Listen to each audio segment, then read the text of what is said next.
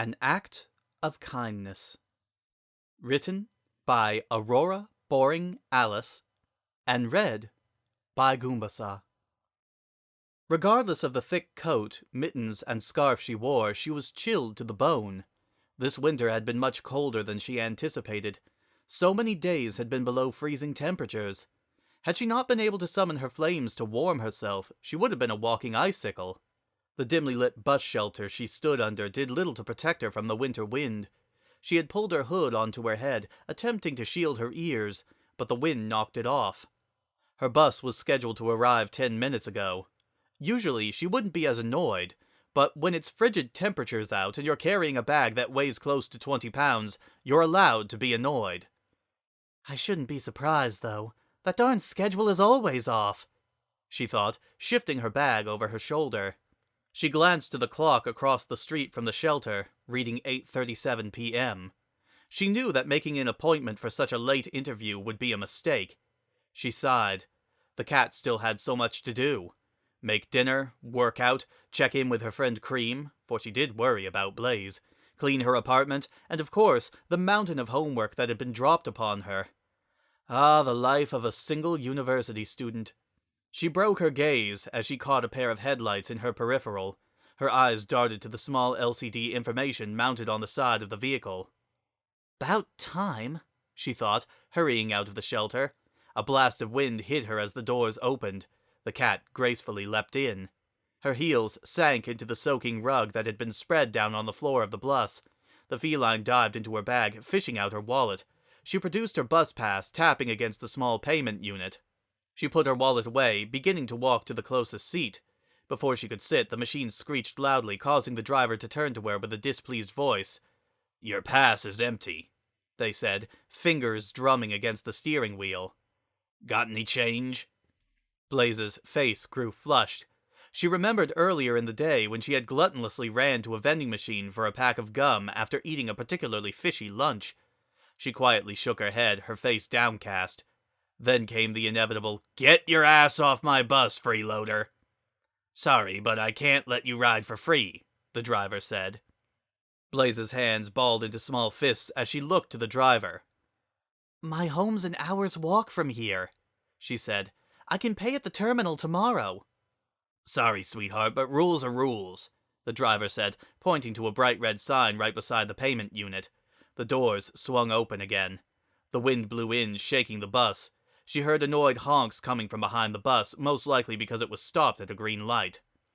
"I have money at home. I just forgot to reload my bus pass," she said, her voice low.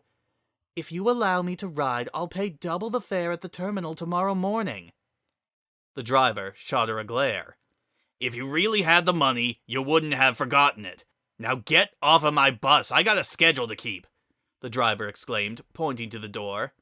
The cat shot a glare towards the driver. The winter chill attacked her once more as she stepped off the bus. The door quickly slammed shut as she shifted her bag again and began to walk away from the bus. As she walked away, she swept her hand below the bottom of her coat, causing smoke to rise from the hood of the bus. She scowled as she heard the driver angrily cuss behind her.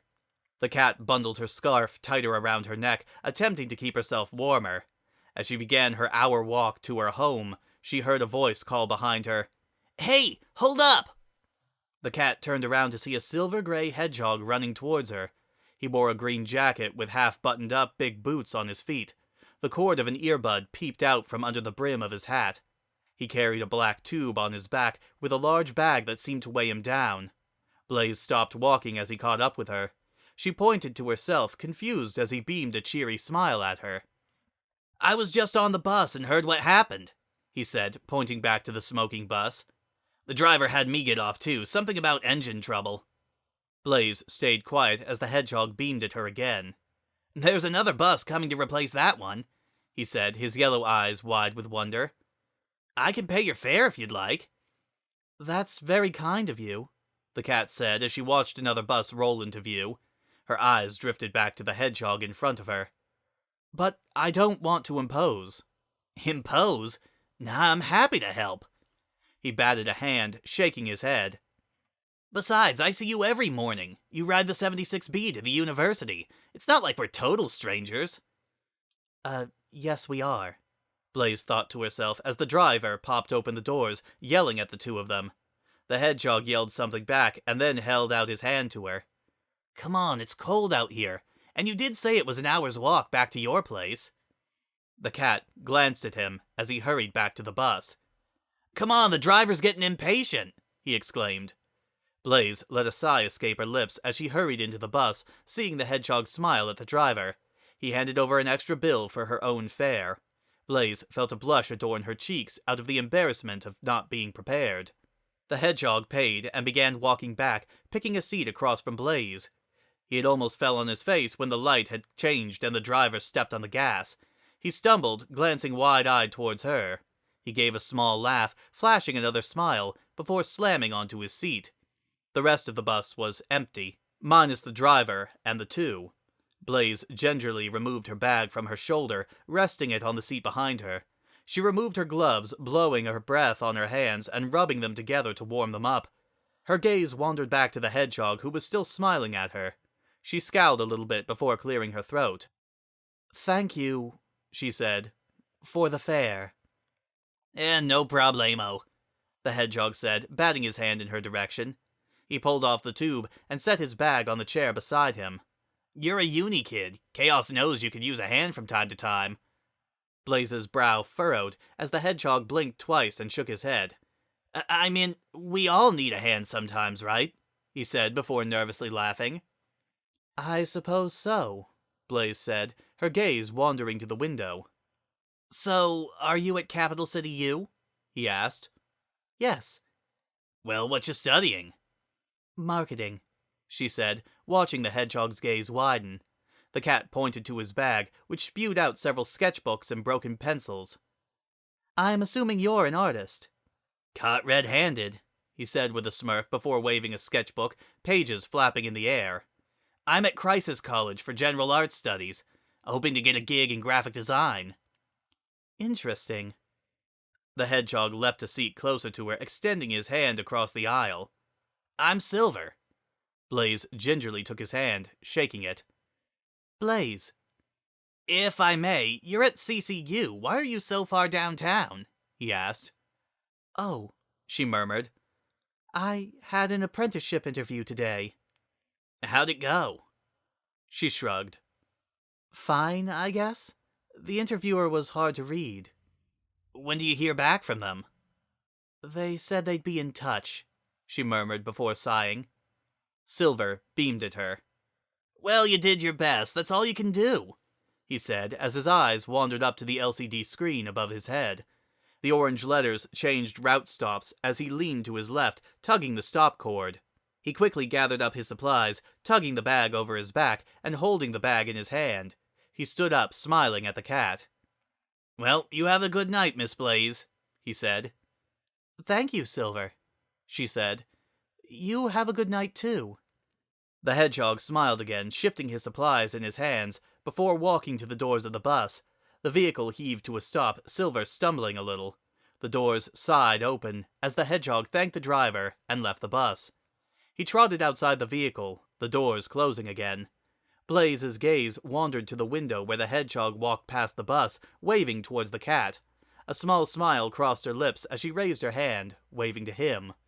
A moment later, the hedgehog hurried away, and Blaze faced ahead once more. The cat stood at the bus stop the next morning. On her shoulder was her laptop bag, and in her hand was a tray of coffee, one of the cup holders filled with small half-and-half creamers and sugar packets, and the other holding a rolled baked good.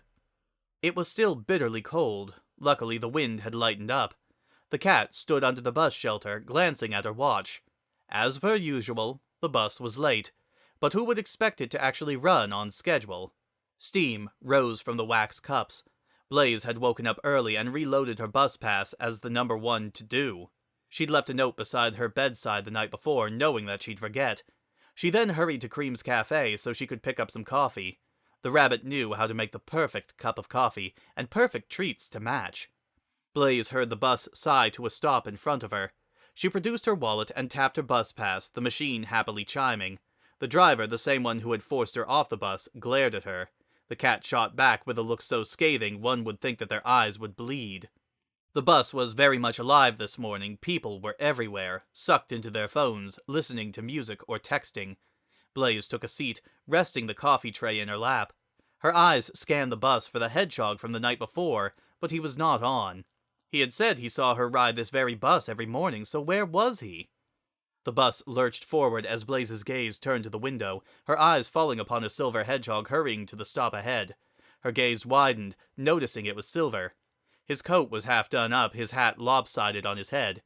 His tube hit against his back, his bag clutched in his right hand. He barely reached the stop before the bus began pulling away. He leapt aboard the bus, breathless. Chest heaving, he paid, his eyes scanning the crowd as he wandered through the crowds of people. His eyes fell upon Blaze as she sat up, her eyes darting from him to the tray in her lap. He sat in the seat beside her, glancing behind him. He gave her a smile. "Mornin'," he chimed. "Good morning," she said as she picked up a coffee. "Here." She gingerly pressed the wax cup and paper bag into Silver's hands. He glanced up at her, a little confused. "It's just a thank you," she muttered, picking up her own coffee, splashing 2 creamers inside. "For last night." The hedgehog smiled back, shaking his head. "It was no big deal," he said, delving into the bag. "Thanks, though." The cat blushed a little, sinking back into her seat. Silver turned to her, breaking half of the cheese croissant she'd bought him in half. He handed one to her, smiling. "And thank you for the lovely surprise," he said, taking a bite of his half. The cat glanced at him as she took the half. A small smile crossed her lips as she took a small bite. The end.